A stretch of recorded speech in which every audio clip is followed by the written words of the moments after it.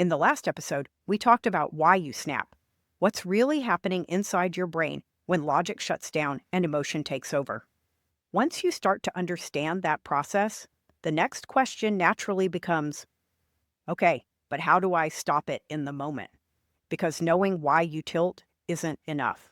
You need a tool you can use when the frustration hits, your heart rate spikes, and that urge to chase starts bubbling up. Here's the truth most players miss. You can't think your way out of tilt. Once your emotional brain, the amygdala, takes the wheel, your prefrontal cortex, the part that handles logic and decision making, goes temporarily offline. It's like trying to run a software update while your computer's overheating. That's why the pause and reframe method works so well. I developed this method after years of watching players crumble mid-session. They'd start off strong, focused, composed. Then one unlucky hand would flip a switch. Suddenly, they'd speed up, stop thinking, and before they knew it, their stack was gone. I remember one player in particular, a mid-stakes grinder who prided himself on discipline. He'd studied hard, reviewed every hand, but the moment a bad beat hit, it was like a fuse blew. He told me, "It felt like I left my body. I knew I was tilting, but I couldn't stop." When I asked him to describe the moment between that beat and his next hand, he said, "There wasn't one." And that's when it clicked. Most players don't have a gap between emotion and action. The pause and reframe was born from that realization, the need to build the gap. Together, we created a simple rule. The moment he felt that surge of heat in his chest or tension in his jaw, he'd stop, even for 5 seconds, and reframe what just happened.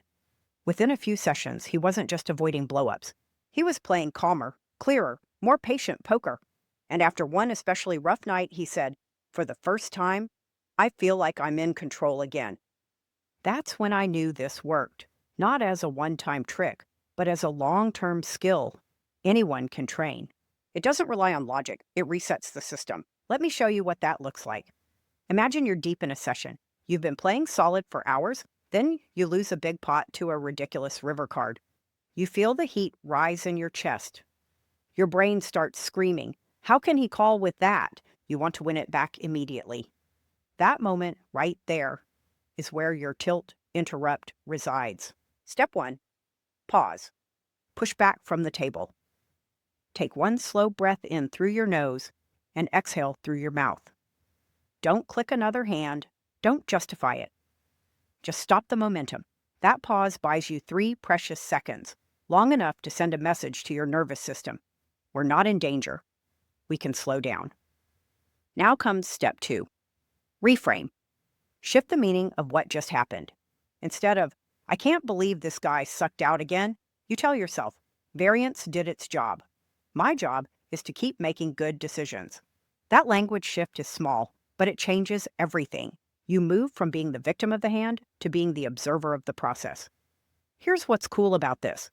The more often you do it, the faster your brain learns the pattern. Neuroscientists call this neuroplasticity. Your brain literally rewires to respond differently under stress. With enough practice, the pause becomes automatic. You catch tilt before it snowballs.